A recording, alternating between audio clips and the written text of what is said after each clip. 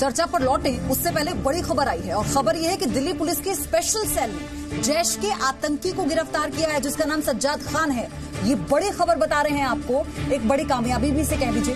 Delhi police की special cell ने जैश के आतंकी को गिरफ्तार किया है।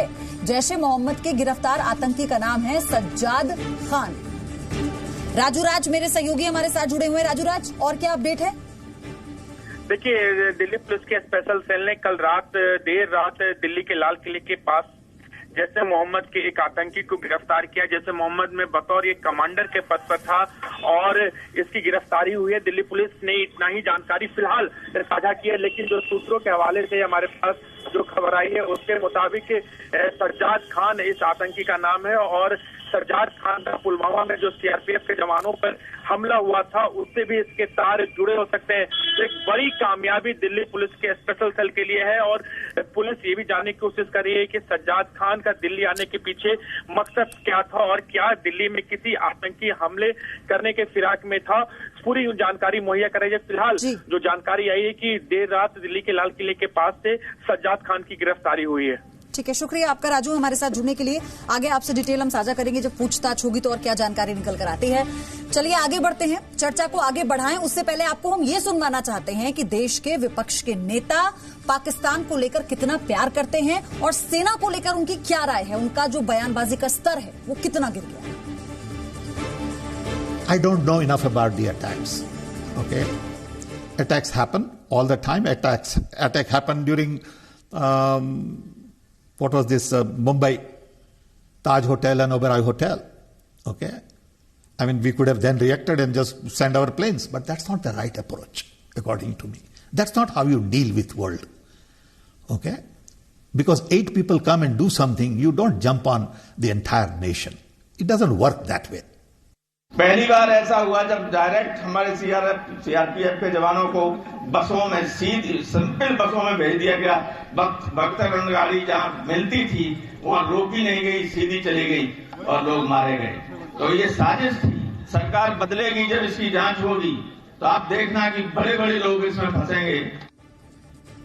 चारू प्रज्ञा भी बीजेपी से मेरे साथ जुड़ी हुई है। चारू, मैं आपके पास आऊंगी, मुझे मुजफ्फर खान से सवाल पूछना है। सर, आप मुझे बताएंगे कि वो कौन से सबूत आपके पास है जिस पर आपने आरोप लगाया। सर, मेरा सवाल यही रहेगा। देखिए, सबसे बड़ा सबूत तो जम्मू कश्मीर के राज्यपाल जी ने दिया था। उस समय सरकार गंभीर हुई नहीं। उन्होंने कहा कि हाँ चूक हुई है, हमारे पास रिपोर्ट थी इसकी और गलती हुई है। कुछ उनके अल्फाज में आपको बता रहा हूँ, गलती हुई है लेकिन इंटरनल मामला है, सार्वजनिक तौर पर कहना ठीक नहीं है।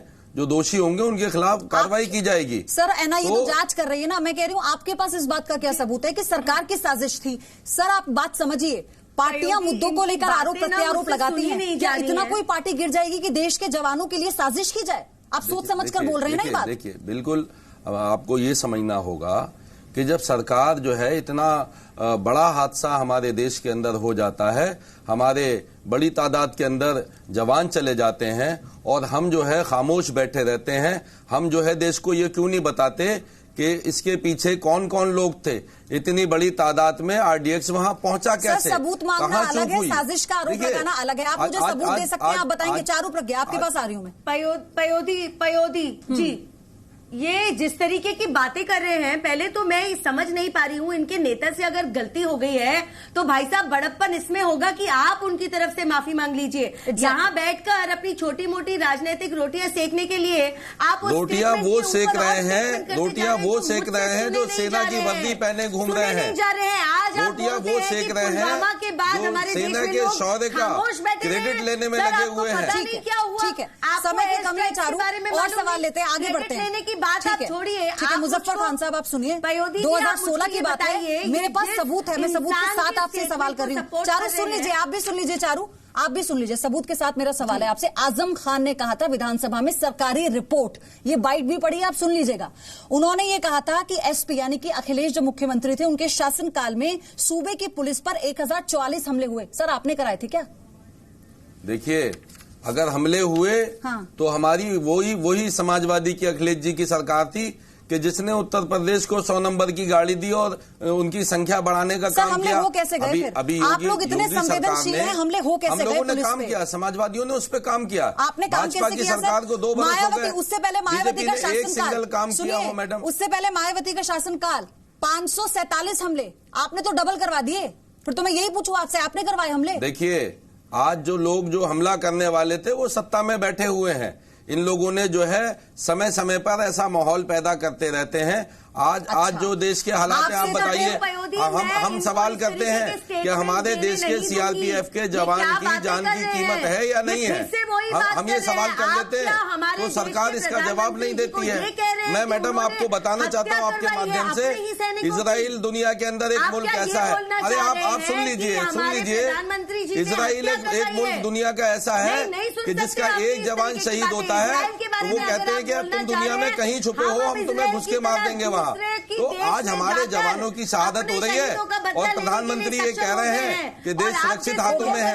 हमारे जवानों की लाशें आ रही हैं, दुश्मन थर-थर कांप रहा है। चारू प्रज्ञा ने आपको काउंटर कर दिया। सुन लीजिए, मैं आपको थोड़ा समय और दे रही हूँ। मैं आशुतोष मिश्रा के पास जा रही हूँ। प्लीज आप डिसाइड कीजिए, आपके पास सबूत है या नहीं है, या आप क्योंकि इसकी जांच होगी, जांच होगी। आप फिर देश ने बहुत प्रधानमंत्री देखे हैं, बहुत प्रधानमंत्री आए और चले गए।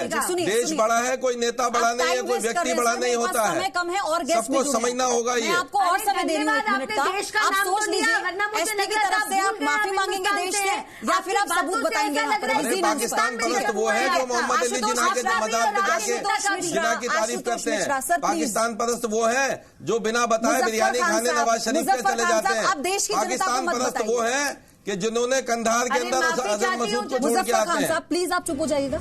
आप सोच लीजिए सर, आपके लिए बहुत बड़ा मौका। मैं कह रही हूँ आपसे, ये प्लेटफॉर्म है आपको, मीडिया ये प्लेटफॉर्म है। हो सकता है जुबान फिसल जाती है, आप तो रिप्रेजेंट कर रहे हैं पार्टी को, आप स्पष्टीकरण दीजिएगा।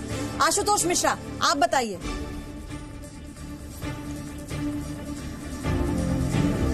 किस में आप पूछ रही हैं, किस कॉन्टेक्स्ट में? सर आप मुझे बताइए कि आप भी क्या कहते हैं, निंदा होनी चाहिए नहीं होनी चाहिए? आपसे मेरा यही सवाल था ना ब्रेक से पहले। देखिए,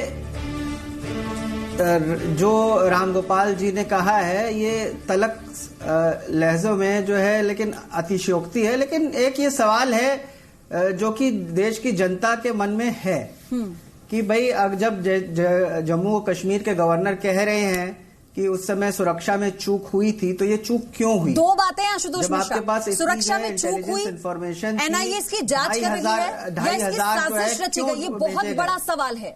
साजिश रची गई सरकार की तरफ से, नेताओं की तरफ से?